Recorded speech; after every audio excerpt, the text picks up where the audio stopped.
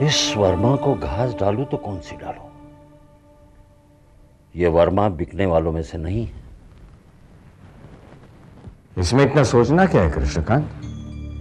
उसकी कोई कमजोरी ढूंढ निकालो, वो अपने आप बिक जाएगा। मैं ऐसा नहीं कर सकता। वो मुझे पूजा पाठ वाला आदमी समझता है। उसे ये तक नहीं मालूम कि हम एक दूसरे को जानते हैं। अच्छा, तो फिर तुम्हारी उससे मुलाकात कहां हुई थी? जॉगर्स पार्क में घूमते फिरते टकरा गया उससे। आज मैं उसके घर का आदमी बन बैठा हूं। हाँ। अरे तो फिर सोचना क्या है? घर के अंदर घुसकर उसी घर की दीवारों को छेद करना तो आपका पुराना पेशा है कृष्णकांत जी। वही तो कोशिश कर रहा हूं। अगर उसका कोई कच्चा धागा मिल जाए तो शायद ये कंसाइनमेंट की बात बने। शायद नहीं कृष्णकांत, शायद नहीं। अगर ये कंसाइनमेंट हमें नहीं मिली ना, तो हकीकत में कल काशी और परसों बनारस वाला हाल होगा हमारा। हमारी कंपनी की हालत बहुत खराब है। इसी शहर में विक्रम ने एक नई फैक्ट्री शुरू की है। वो भी तो इस कंसाइनमेंट को हासिल करने की कोशिश करेगा। मगर ऐसी कोई चीज नजर नहीं आ रही है। हमारी नजरें कमजोर हो गई हैं कृष्णकांत, जरा ध्यान रखो।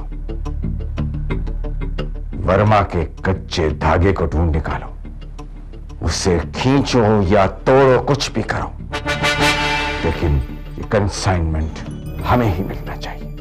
आप लोग ऐसा वैसा कोई कदम नहीं उठाएंगे, प्लीज। मैंने अपना मोर्चा बांधा है। शायद सारा खेल बिगड़ जाए। जिस घर के तुम मेहमान हो ना कृष्णकांत, उस घर का क्या हश्र होता है ये हमने आजमाया है, और उम्मीद करता हूं कि इस बार भी तुम नाराज नहीं करोगे।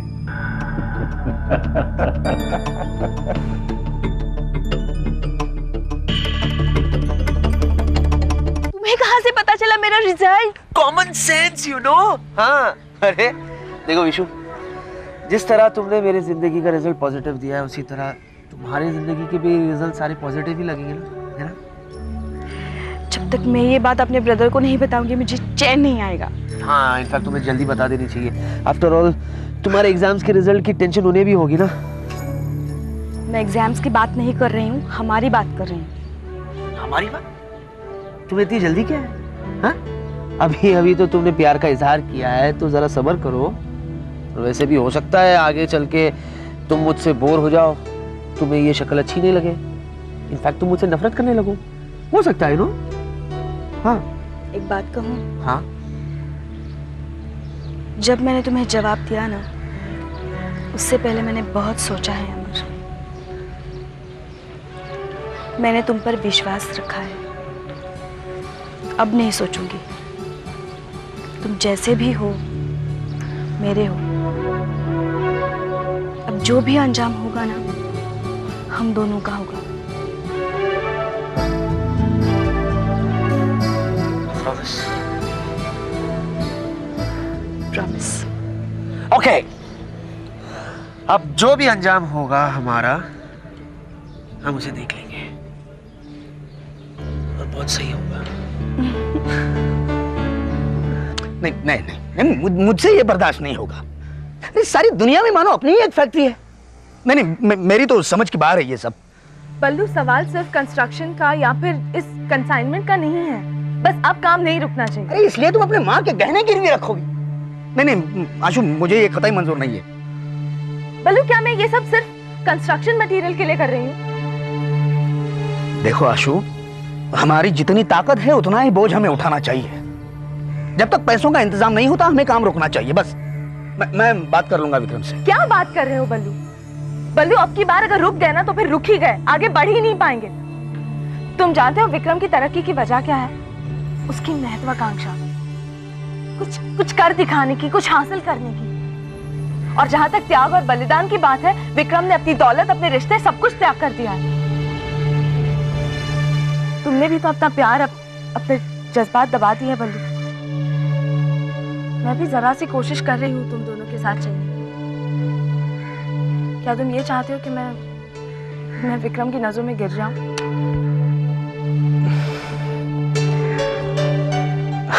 आशु, तुम्हें यकीन है तुम्हारी जगह उसकी नजरों में है? पता नहीं, कभी झांक ही नहीं पाई उसकी नजरों में, और जब कोशिश की तो वहां सिर्फ दर्द पाया या फिर इंतकाम। और तुम भी तो चाहती हो कि वो अपना इंतकाम पूरा करे, क्यों? बहुत मजा आ रहा है ना मेरी इस बेबसी से खिलवाड़ करने का। खुद तो उस भंवर से निकले हो, आप मुझ पर हंस रहे हो बल्लू। अरे नहीं नहीं आशु, देखो मैं सिर्फ इतना कहना चाहता हूँ कि तुम्हारी जगह उसकी नजरों में नहीं है, उसके दिल में है। कभी झांक कर देखा है उसके दिल में? डरती हूँ वहां कोई और ही मिला तो। तो क्या, तो नहीं बल्लू, नहीं, किसी को अपने दिल से हटाना इतना आसान नहीं होता। ये बिल्कुल सही कहा तुमने आशु। मगर एक बात कहूं, जब उलझन बढ़ जाती है ना, तब फैसला वक्त पर छोड़ देना चाहिए, वही इंसाफ करता है। हाँ यकीन करो, तजुर्बा है मेरा।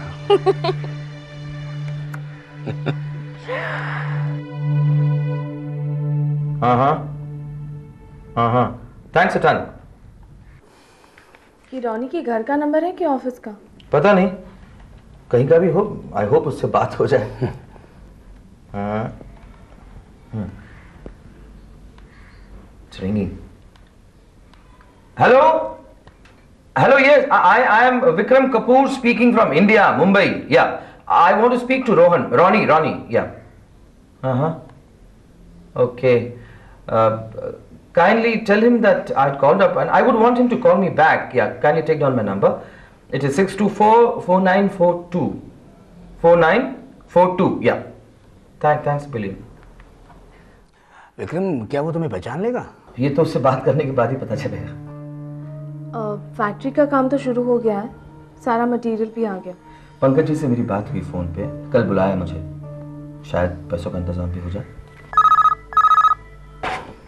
Hello brother. विशु, कैसी हो? ब्रदर, मेरा रिजल्ट निकल आया है, मुझे डिस्टिंक्शन मिला है। कांग्रेचुलेशन, डिस्टिंक्शन मिला है। वो क्या हुआ, बोलो। मैं घर आ रही हूँ ब्रदर। लेकिन अकेली मत आना, ठीक है? विशु, मुझे किसी फोन का इंतजार है, तुम्हारे आने पर बात करेंगे। वो हाँ, बाय बाबा, बाय। ओके। देखते देखते विशु बड़ी हो गई ना,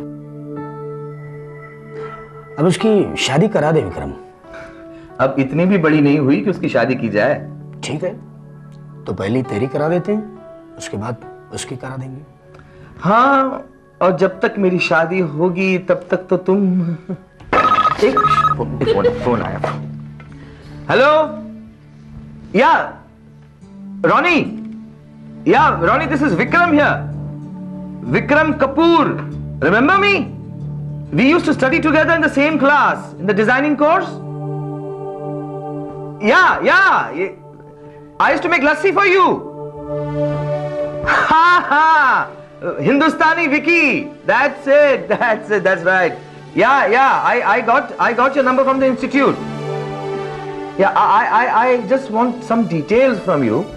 Yeah, regarding some machines. यहाँ पर सवाल तजुर्बे का नहीं, भरोसे का है।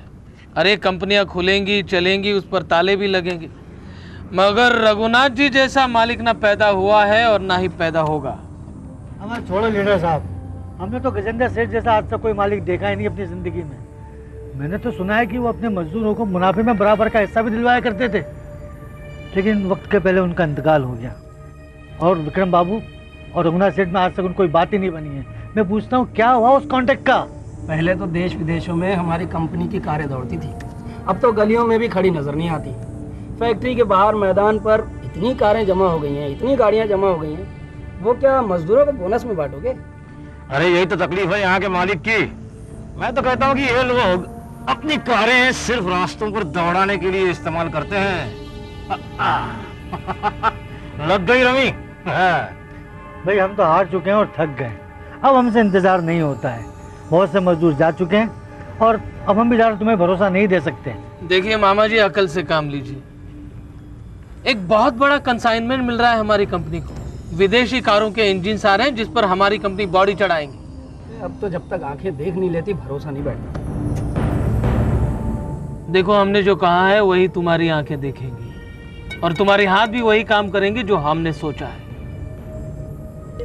भाई देखो, जल्दी कुछ करो, अब तो आंखों में पट्टी नहीं बांधी जाती। तो यशवंत बाबू आप ही का भरोसा है, वरना बलराज बाबू के कब का हाथ पकड़ लिए होते हम। अब चलते हैं। चलो भाई चलो।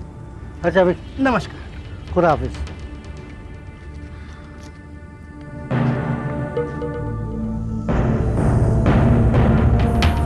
मेरी फेंकी हुई हड्डी खाता है और मुझी पर भौंकता है।